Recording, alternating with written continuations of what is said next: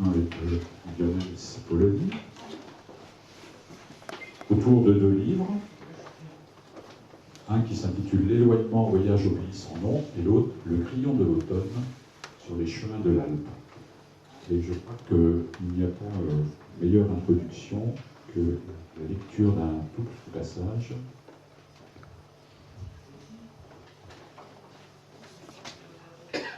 Naguère, j'ai été tétralier, un oiseau montagnard. J'en garde une nostalgie tenace. Dans l'air sec et froid du matin, j'allais carillonnant des éclaircies. Les sapins, sans doute, se penchaient pour m'écouter, et les pierres faisaient cercle. Ensuite, à cause de quelle lubie, quel cataclysme, quelle erreur de jugement, quelle perte de confiance, quelle obligation, quelle peur, quel fantasme ou quel songe, je suis parti à 8000 km de mon aire de répartition naturelle et suis devenu Ara. Stupide Ara, qui s'habille en jaune et rouge dans une forêt verte et croit qu'on ne le voit pas. Oiseau criard qu'on repère à 10 lieues et qui sert de cible aux chasseurs. Je trouve que cette introduction présente bien ce que tu proposes dans 2 livres, totalement différents, et c'est amusant, écrit, l'éloignement écrit pendant un séjour dans un chalet dans les Alpes, et le séjour dans les Alpes écrit pendant ce séjour dans ce pays sans nom. Alors, on va commencer par l'éloignement, voyage au pays sans nom. Pourquoi, en débutant ce livre, on ne sait pas où on est? Pourquoi ne pas vouloir donner de nom à ce pays? Et puis, au fond, combien de temps le suspense va-t-il durer? Nom de Dieu. Je vais faire durer le suspense encore un tout petit peu en te répondant pas tout de suite. En disant juste un mot pour dire à quel point je suis touché d'être là ce soir dans l'avant-pays savoyard où j'ai quelques attaches, et plus précisément à ce carrefour-là où je suis passé beaucoup, très souvent. Voilà. Le pays sans nom, oui. Alors j'ai beaucoup hésité. Au départ, je ne voulais même pas nommer le pays dont il est question. Ça tombait bien parce que l'un des noms qui est donné à ce pays, c'est le pays sans nom. C'est une région, c'est tout de suite très accueillant, c'est une région qui a été longtemps inhabitée. Même les Amérindiens, ça situe déjà, ont vraiment dû être chassés avant de l'occuper. C'était donc un des noms du pays en question, le pays sans nom. Et j'ai hésité à le nommer. J'avais pas envie de me laisser enfermer dans un récit tout fait. Le pays sans nom, voyage au pays sans nom, c'était pour moi aussi le voyage de l'écriture, c'est-à-dire de ne pas savoir à l'avance ce qui va être dit. Je découvre au fur et à mesure. Je me suis rendu compte au bout du premier chapitre que c'était intenable, que c'était une offense faite à ce pays que de ne pas le nommer, que je ne pouvais pas lui faire ça. Donc j'ai fini, une fois que j'ai trouvé que c'était le moment, que c'était justifié par le nommer, et ce pays c'est bien sûr la Guyane. Voilà. Alors, qu'est-ce qui fait qu'on décide de partir en Guyane? Bien sûr, on a des pistes dans ton livre. Certains cherchent à fuir. D'ailleurs, tu parles d'une phase de grand nettoyage mental et physique. Puis, tu sembles soudain comprendre ce qui t'a poussé à partir. Qu'est-ce qui pousse un jeune prof, qui était déjà professeur à l'époque, partir en Guyane, il me semble là, encore peut-être pire que l'Éthiopie et le Groenland, le bout du monde. N'exagérons rien. C'était confortable, j'y allais en tant que fonctionnaire. Bon, voilà, c'était tout à fait confortable et pas tellement aventureux, quoique. Il y a différents niveaux de réponse. Je pourrais dire tout simplement que, comme tous les enseignants débutants, tant qu'à galérer un petit peu, je préférais le faire au milieu des haras. C'était a priori plus attractif que d'autres zones du territoire. Passons. Il y avait des raisons plus profondes. Au moment où je suis parti pour la petite retraite dont il est question dans le Gaillan de l'automne, quelques années avant, j'avais déjà en projet de partir en Guyane, c'est pas fait, je suis parti dans les Aramis, c'est pas tout à fait le même endroit. j'avais vraiment le besoin et l'envie de toucher terre, de me confronter à la réalité, à une réalité poisseuse, moustiqueuse, hostile quand même. J'avais choisi d'être dans un petit village au fin fond de la Guyane, à Maripasoula, la frontière guyano-surinamaise, sans route, sans confort particulier. J'avais besoin de cela parce que, d'abord, moi je viens vraiment du livre, je suis un lettré, très lettré, très embourbé dans les lettres. Et je voulais sortir un petit peu des lettres. J'ai hésité. À un moment, je me suis dit, l'Éthiopie, c'est pas mal, c'était déjà pris. Puis, il a mal fini, hein, gangrène à la jambe, tout ça. Je n'ai pas trop eu envie de finir là-bas. Je voulais le Hokkaido, le Japon. Le climat polaire, ça m'allait très bien. J'aurais adoré le Groenland, le Hokkaido, des zones bien froides. Bon, bah, ça a été la Guyane. Moi, je viens d'un pays sec et montagneux, ce qui me va très bien. Là, c'était plat et humide. Je ne pouvais pas trouver plus loin de ce que je connaissais. Voilà. Donc, l'éloignement, c'était cela. Pour reprendre la phrase de White, Kenneth White, tu voulais vraiment aller dehors, dans tous les sens du terme. Alors du coup, on va se retrouver en Guyane avec un prof de collège, et donc on va passer 7 ans quand même. Hein. Plus si dans le livre il y a les 7 années, mais bon, on va passer un bon moment. Ouais, on va passer un bon moment avec lui, aussi bien comme il le disait.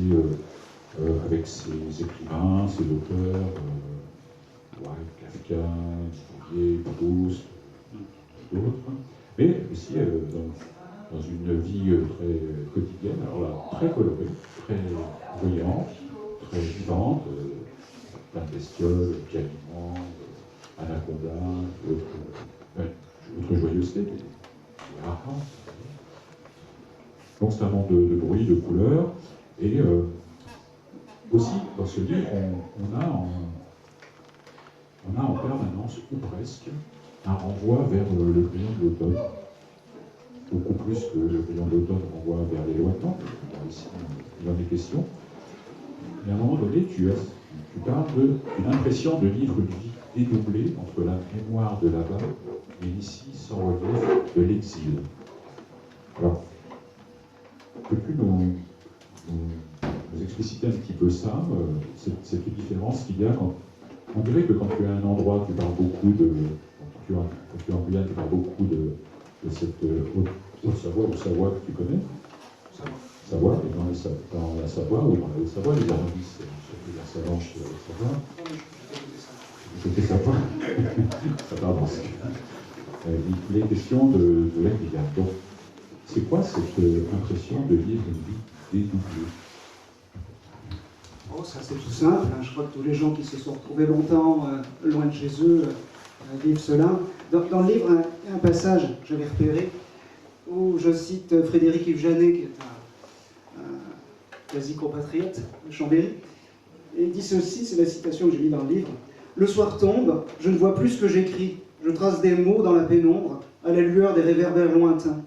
Pourrais-je jamais retourner vivre dans cette Europe ancienne dont le souvenir me hante et m'effraie ?» J'aurais pu écrire la même chose, c'est pour ça que j'ai mis ce petit clin d'œil. C'est simplement de voir qu'on est là, confortablement installé dans son hamac, au milieu des bananiers, et puis pendant ce temps, le temps continue à s'écouler, les gens qu'on aime et qu'on a laissés continuent à vivre. C'est l'oppression du temps qui revient. Le narrateur de ce livre a un rapport au temps assez tendu. C'est probablement ce qui le fait partir sur les chemins. Et on se rend compte au bout d'un moment que ça ne suffit pas, que ça ne marche pas, que même à 8000 km de distance, le temps continue à s'écouler. Et c'est encore pire parce qu'il s'écoule à 2 endroits à la fois. Donc c'est ce moment consternant où le voyageur se dit « mais qu'est-ce que je fous là ? Je ne vais jamais pouvoir rentrer. » Et en plus, ils sont loin et tout ce temps perdu. Je poserai une petite question aux profs de collège. Je suis sûr que ça intéressera beaucoup de gens ici. Et on va sortir peut-être un petit peu du voyage, mais ça fait. C'était dans le voyage aussi. C'était dans le voyage, c'est page 114. Soudain, découragé, donc tu sympathises avec les élèves, mais notamment l'un de ses enfants. Soudain, découragé par les exercices de mathématiques, il se tourne vers moi et déclare « Ce n'est pas la vie, ça, monsieur !» Cette remarque me remplit d'un contentement que je ne manifeste pas. Nous partons cueillir des mangues que nous mangeons à belles dents. C'est cela, c'est la vie. Alors, toi qui es prof, qu'est-ce que tu réponds Tu réponds là, mais qu'est-ce que ça fait donc quand quelqu'un semble dire que ce qu'on nous apprend, l'éducation, n'est peut-être pas la vraie vie? D'abord, ça fait toujours plaisir d'avoir affaire à des gens intelligents qui disent des choses pertinentes. Je ne pouvais évidemment pas abonder dans son sens. Il était en train de faire ses exercices de mathématiques, c'est très bien, il faut faire les exercices de mathématiques. C'était un cas un petit peu particulier, puisqu'il s'agit au départ d'un élève, mais qu'on a eu à la maison, d'un Amérindien Balicourt, qu'on a eu à la maison pendant 6 ans, donc qui était devenu beaucoup plus qu'un élève. Et ici, j'étais simplement très content de voir qu'il était capable de faire la différence entre ce qui est utile et ce qui est essentiel.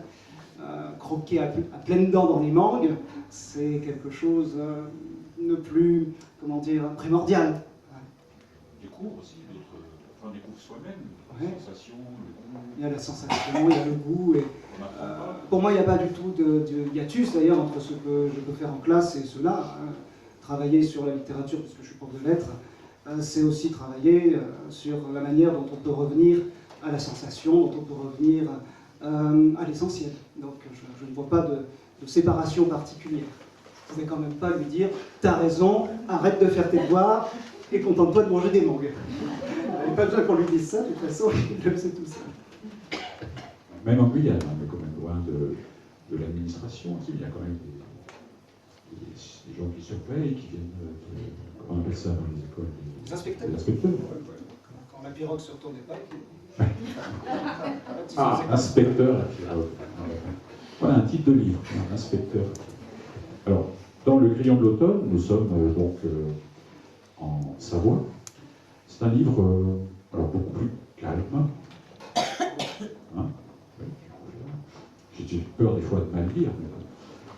Donc dans ce livre, composé de plusieurs récits, courts récits, parfois on pourrait dire presque poèmes en prose, et aussi avec poèmes dits versifiés, haïku. C'est un livre qui donc raconte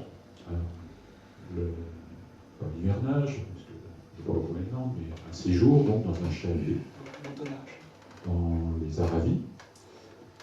Il est beaucoup question donc d'un homme qui apparemment volontairement choisit de s'exiler encore une fois.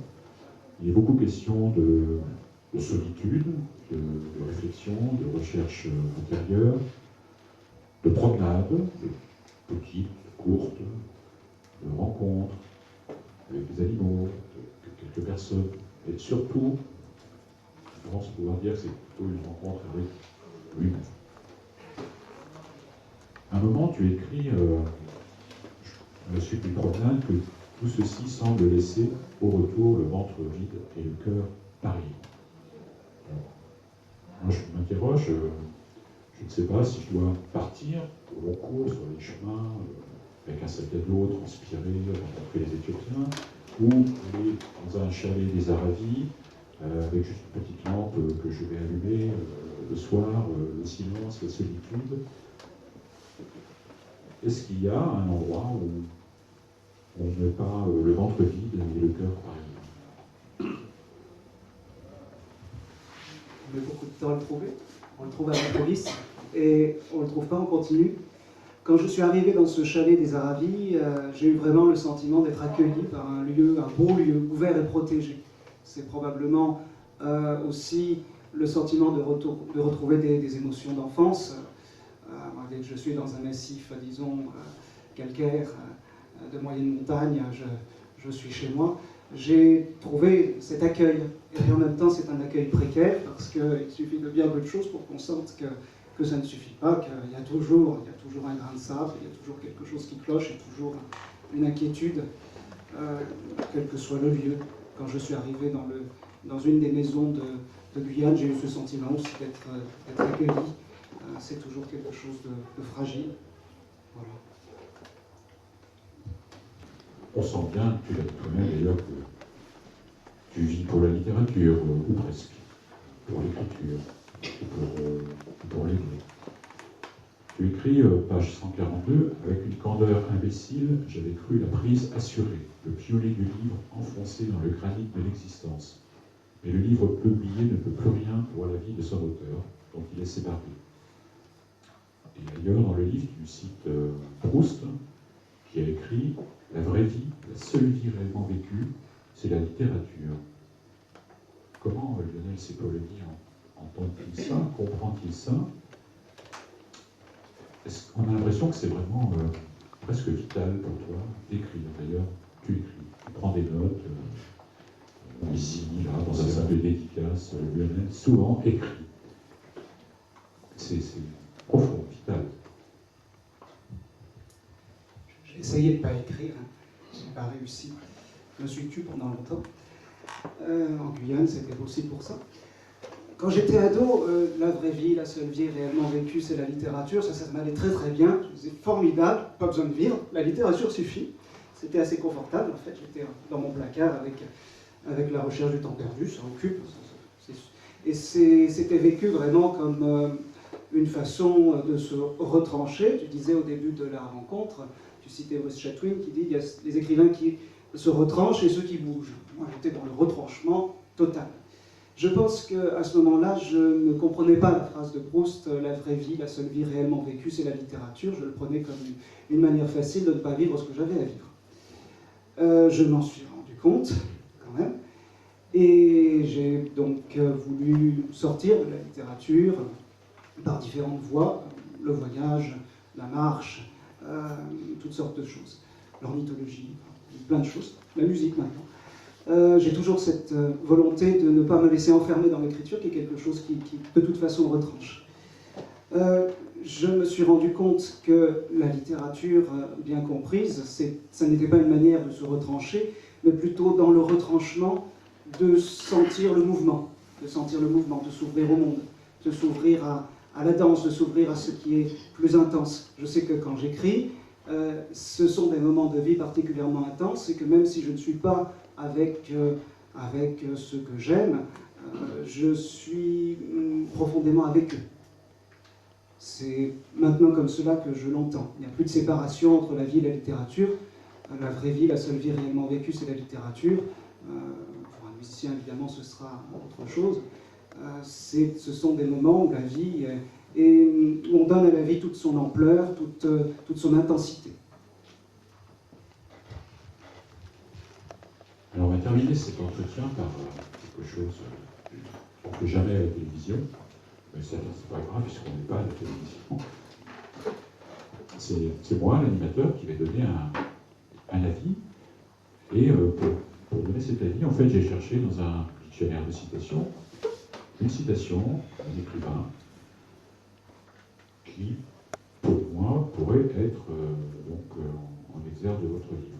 Alors je vais vous lire ce que j'ai pensé pour chacun de vos livres, et vous allez me dire si ça va, ou si je suis à côté de la plaque. Cette citation de Simon Leys. Souvent, pour que la vérité d'une ville ou d'une terre nous touche, il faut d'abord qu'elle ait été inventée par un poète. Est-ce que ça convient, Lionel ?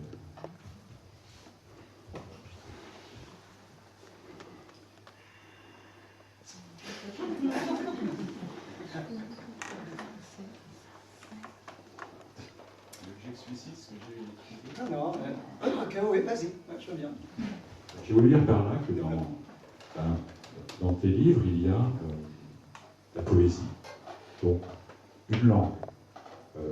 Ce n'est pas du tout pour dire que c'est pas bien écrit dans les autres livres, c'est écrit totalement différemment. Ici, comme on l'a dit, on a un journal intime, donc c'est très saccadé. Ici, on a un récit de voyage classique, on va dire, écrit dans une langue d'aujourd'hui. Lionel, il fait comme il a dit, c'est quelqu'un qui aime la littérature et la langue Et il fait un travail particulier sur la langue. Alors, travail ou c'est l'inné, c'est pas trop la question. Donc c'était l'aspect poésie. Et donc quand on visite avec toi la Guyane ou les Aravis, ce n'est pas la Guyane ou les Aravis de tout le monde, c'est celle que tu as inventée avec tes mots, la poésie. Pas plus que ça. C'était le mot inventé qui me faisait un petit peu tiquer, dans la mesure où moi j'ai pas l'impression d'inventer quoi que ce soit, j'ai plutôt l'impression de lire et d'essayer de faire un va-et-vient entre ce que je lis au dehors et puis ce qui se passe au dedans, et d'assurer ce va-et-vient. En même temps, je parle aussi de fiction vive, donc je ne devrais pas être chiffonné par le terme inventé. Pour le reste, je suis bien entendu tout à fait d'accord. Nous allons arrêter là cette rencontre. Comment c'était à la fin, comme disait Marc Roger l'autre fois, rentre affamé.